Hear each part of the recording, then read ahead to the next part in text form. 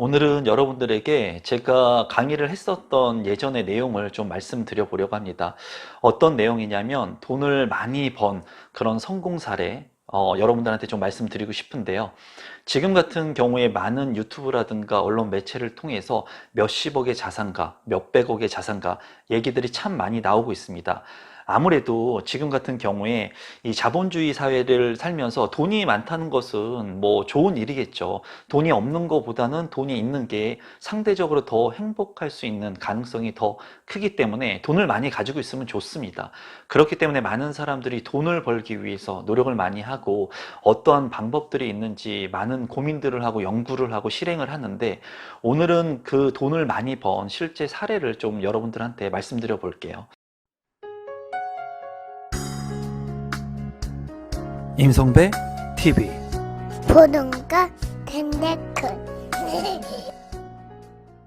이 내용 같은 경우에는 실제로 제가 오프라인 강의를 했을 때, 비싼 강의를 했을 때 그 강의를 들으러 오시는 분들한테 얘기를 했던 그런 성공 사례이고, 또 주변에서 그런 분들, 성공을 하신 분들이 제 주변에 일부 있기 때문에 그런 분들을 보면서 제가 느끼는 것들을 이제 오프라인 강의 때 가감없이 말씀을 드리는데, 그런 내용을 좀 말씀드려 보도록 하겠습니다. 제가 이제 오프라인 강의 같은 경우에는 지금은 진행을 하고 있진 않지만 2008년도 글로벌 금융위기 이후에는 제가 경매 강의를 참 많이 했었습니다. 경매 강의도 하고, 그리고 공인중개사 분들을 배출하는 그런 공인중개사 분들을 양성하는 그런 강의를 한국공인중개사협회라든가 또는 사설기관에서도 이제 했었는데, 그때 당시에 제 강의를 들으러 오시는 분들 같은 경우에는 이제 어느 정도 자산을 일구신 분들, 그리고 자기 인맥을 좀 활용하고 싶은 분들이 참 많이 왔었어요.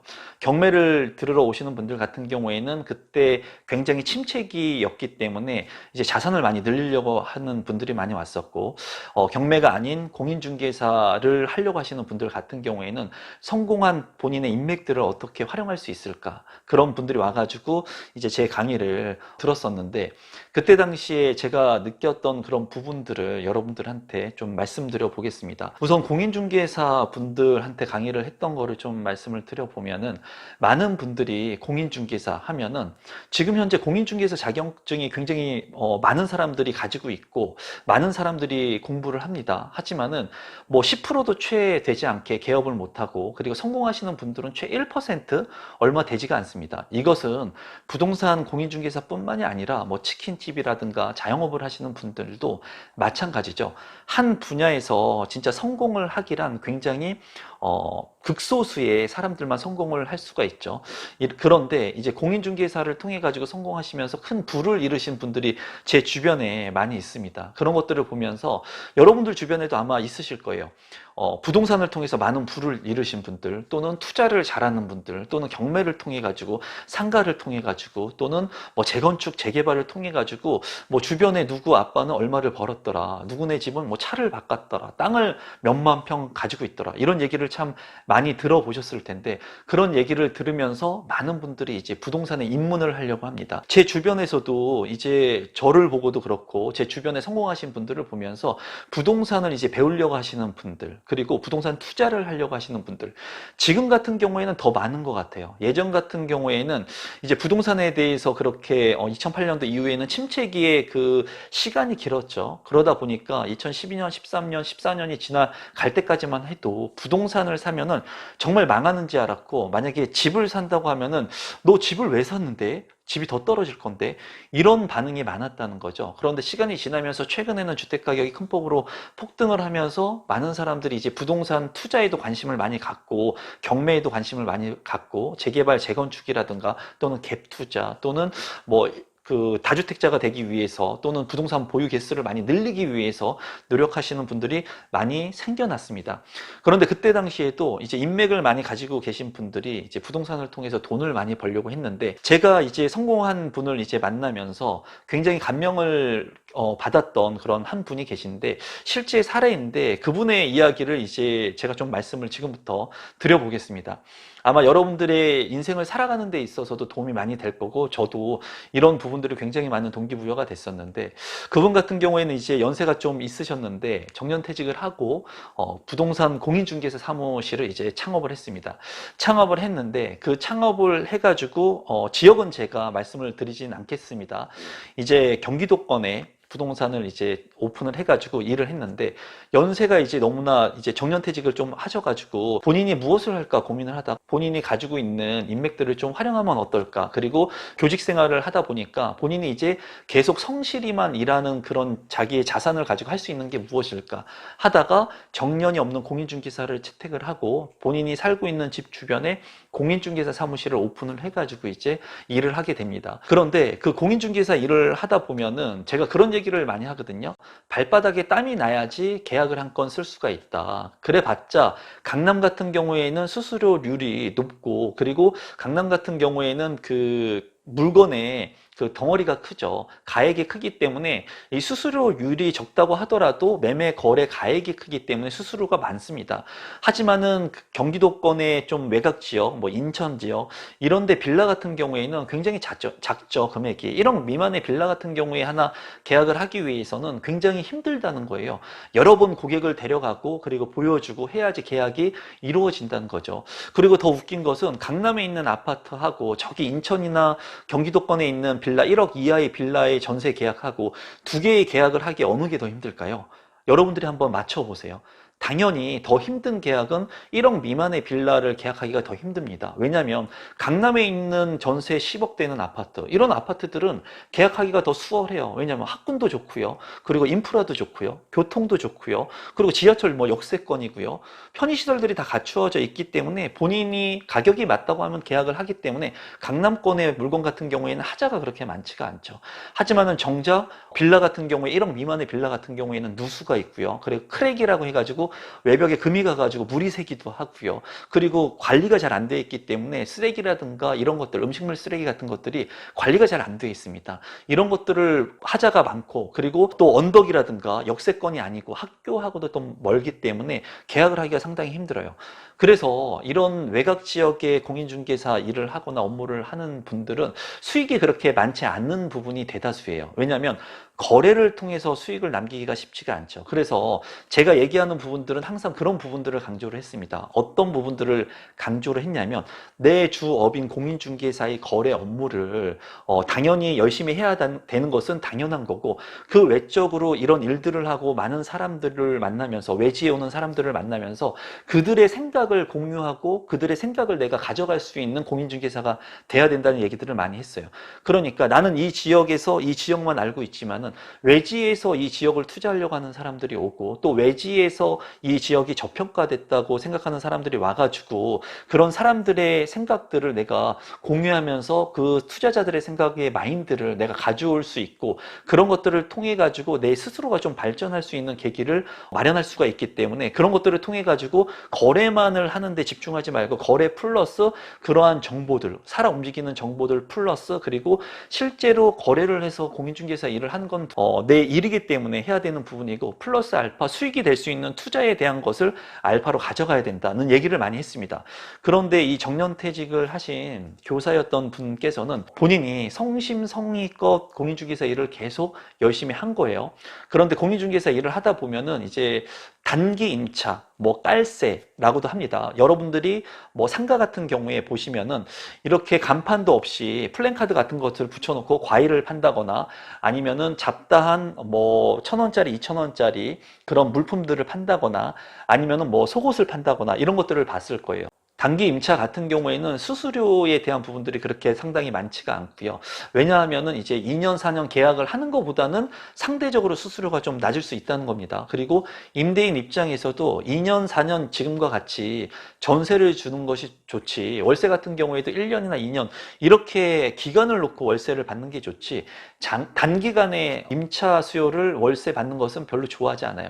그런데 어떤 고객이 왔는데 그 고객이 단기 3개월 정도를 살고 싶어하는 젊은 청년이 왔다는 거예요. 30대 초반에. 30대 초반에 사람이 와가지고 단기간에 내가 살 수 있는 원룸형 뭐 오피스텔 아니면은 뭐 빌라 같은 것들이 있으면은 좀 월세를 임차하고 싶다라고 얘기를 했다는 거죠. 근데 그 청년 같은 경우에는 여러 군데의 부동산을 다 돌아봤는데 다른 부동산에서는 3개월 동안 뭐 아파트도 아니고 오피스텔이나 이런 빌라에 소액으로 임차할 수 있는 곳, 가장 저렴한 곳을 구했기 때문에 그냥 등한시 했다는 겁니다. 그런데 이분 같은 경우에는 그 3개월 동안 임차를 하려고 하는 사람이 왔을 때 성심껏 가지고 있는 물건들 중에 될 수 있는 물건들을 초이스 해가지고 집주인들하고 얘기를 해가지고 3개월에 이제 임차 될 수 있는 물건을 계약을 해줬습니다.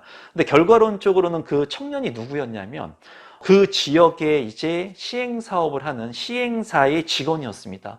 그래서 큰 부지를 이미 매입해 놓은 상태에서 시세 조사를 하기 위해서 이제 파견된 직원이었어요. 실제로 시장 조사팀 같은 경우에는 이렇게 단기적으로 있으면서 팀 플레이를 하면서 시장 조사를 단기간에 이렇게 끝내기 위해서 임차를 하는 경우가 있습니다. 그래서 그 시행사의 직원이었고 그 부동산을 통해 가지고 많은 정보를 습득했다는 겁니다. 그리고 이런 것들이 상부청에 이제 보고가 올라가면서 그 간부들이 와가지고 그 부동산에 이제 가게 되고 공인중개사 분을 만나게 되면서 이 사람이 성심껏 일을 하는 그런 모습들을 보면서 부동산 팀과 연결이 돼가지고 그 시행 사업의 이제 전속권, 대행권을 이제 맡아가게 됩니다. 그러면서 처음에 그 진행했던 그 프로젝트의 시행 사업의 분양 대행을 그 공인중개사 분이 하면서 이제 일부의 성과를 내고 그리고 그 시행사가 하는 물량들의 부동산 매입과 또는 그 매도 그리고 분양 컨설팅 같은 대행 업무들을 이제 진행을 하게 돼요. 그러면서 생각하지 못했던 경기도권에 있는 조그만한 공인중개사였는데 내가 생각하지 못했던 그런 많은 거래를 할 수 있는 프로세스를 이제 만들게 됩니다. 여기에서 중요한 것은 이런 프로세스를 통해서 돈을 번 분들이 굉장히 많습니다. 제 제자분들 중에도 굉장히 많아요. 상가를 중개하는 일을 하는데 상가 프랜차이즈의 그 팀장이 와가지고 연계해가지고 유명한 그런 프랜차이즈의 전속권을 가지고 몇백 개의 그 계약을 한 사례들도 있고요. 여기에서 이제 중요한 것은 무엇이냐? 이 임차를 얻으려고 하는 청년이 이 교사였던 이 공인중개사 분의 부동산만 가지 않았을 거라는 거예요. 다른 분들의 부동산도 분명히 갔는데 다른 사람들은 등한시 했다는 거죠. 인생을 살아가면서 기회가 온다고 하죠. 기회. 어떻게 보면 그 청년이 이 교사였던 공인중개사 분한테는 큰 기회였을지 모릅니다. 하지만은 다른 분들한테도 똑같은 기회가 갔는데 그 사람을 등한시한 거예요. 왜? 3개월의 단기 임대, 돈이 안 되는 눈앞에 있는 이득만을 보고 한 명의 고객을 소중하게 대하지 않았다는 거죠. 중요한 것은 이러한 일에 있어서 내가 하려고 하는 것에 눈앞에 이익만을 보고 내가 무언가 액션을 취했을 때 물론 그게 지금은 당장 크게 보일지 몰라요. 하지만 시간이 지났을 때 지금은 눈앞에 큰 것을 내가 취하려고 해가지고 반대급부의 단점이 되거나 리스크를 많이 안을 수도 있고요. 그리고 지금은 작은 거지만 여기에 성심을 다해가지고 내가 무언가를 집중했을 때 이 작은 씨앗이 뿌리를 내리고 그리고 이 작은 씨앗이 나무가 열리고 열매가 되면서 여기에서 더 많은 부가가치가 창출이 될 수가 있습니다. 많은 사람들은 무언가를 받기만을 원한다는 거예요. 내가 무언가를 주어야지 무언가가 나한테 돌아옵니다. 그런데 내가 무언가를 주지 않고 무언가를 받으려고만 한다는 거죠. 많은 사람들이 기부를 많이 해라 이런 얘기들을 많이 합니다. 주어라. 그러면 많은 사람들은 뭐라고 얘기를 하냐면 나는 기부를 한 만큼 돈이 많지가 않습니다. 그런데 정작 중요한 것은 돈이 없는데도 불구하고 기부를 하는 사람들이 많다는 거예요. 단돈 10,000원만 가지고도 기부를 할 수 있습니다. 단돈 1,000원만 가지고도 기부를 할 수가 있어요. 이런 것을 줌으로써 내가 먼저 이런 무언가를 행함으로써 나한테 오는 것들이 훨씬 더 많아지고 나의 삶의 안정 그리고 마음의 안정을 얻을 수가 있는데 많은 사람은 주려고 하지 않습니다. 많은 사람들은 내 친구가 무언가를 해주기를 원하고 누군가 나한테 선물을 주기를 원하고 누군가가 나한테 큰 기회를 주기를 원한다는 거죠. 정말 중요한 것은 여러분들도 그런 생각을 하면서 살아가지 않았나 한번 생각해 보시면 좋을 것 같아요. 저 역시도 인생을 살아가면서 30대에는 누군가한테 무언가를 주기보다는 무언가를 받으려고 많이 노력을 했던 것 같습니다. 그리고 많은 것을 받기 위해서 무언가 어느 정도 실력이 있는 사람들 그리고 어느 정도의 위치가 있는 사람들을 많이 만나길 내가 원했어요. 그런 사람들을 찾아가기를 원했고 그런 사람들과 인연을 맺기를 원했거든요. 그 정작 중요한 것은 능력치가 굉장히 높은 사람과 능력치가 낮은 내가 인맥을 맺는다고 해가지고 이 능력치가 같은 거는 아니에요. 착각을 하고 있었다는 거죠. 그 사람 입장에서는 그냥 나를 그냥 아는 사람이라고 생각할 뿐이에요. 하지만 나는 그 사람을 인맥이라고 생각하거든요. 근데 능력치가 나보다 월등히 많은 사람은 나를 인맥이라고 생각하지 않는다는 거죠. 사람들은 착각하면서 살아가요. 그래서 나보다 높은 사람들만을 만나기를 위해서 노력을 많이 하는데, 물론 내가 성장하기 위해서 그런 것은 좋습니다. 하지만은 정말 중요한 것은 내가 성장하면서 올라가는 것이 중요하고, 이런 성장을 하기 위해서는 내가 하고 있는 업무에 있어서 최선을 다하고, 그리고 내가 가지고 있는 그릇을 꽉 채울 수 있는 사람이 돼야 되거든요. 낭중지추라고 여러분들께서 알 겁니다. 이제 송곳은 주머니에 넣어도 뾰족 튀어나온다는 거죠. 내가 한 자리에서 내 일을 열심히 몰두하고 집중하고 하고 있다면, 내가 가만히 있어도 나를 알아봐 주는 능력 있는 사람들이 나를 끌어서 쓰게 됩니다. 그리고 나를 원하게 된다는 거죠. 근데 저는 나이가 어렸을 때 20대 30대 때는 내가 그 사람들과 같이 있어야지, 어울려야지 나도 그런 사람이 된다는 착각을 가지고 살았던 거예요. 근데 그런 게 아니라 아주 사소한 사람의 그런 인간관계, 그리고 아주 사소한 일이라도 내가 최선을 다하고 이런 능력치들을 하나하나씩 쌓다 보면은 그런 곳에서 작은 인연들이 큰 인연이 돼가지고 많은 나의 부를 축적할 수 있는 자산들이 된다는 거죠. 사람의 열매가 된다는 겁니다. 그래서 이런 사례들을 통해서 부를 일구신 분들이 굉장히 많거든요. 여기서 느끼는 것은 기회는 사람이 가져다 준다는 거예요, 여러분. 사람이 기회를 가져다 주는데, 내가 다른 사람한테 무언가를 받기만을 원하는 사람이면 그 사람은 반드시 압니다. 반드시 알아요. 친구들 중에서도 누군가한테 무언가를 그냥 나눠주는 친구가 있고요.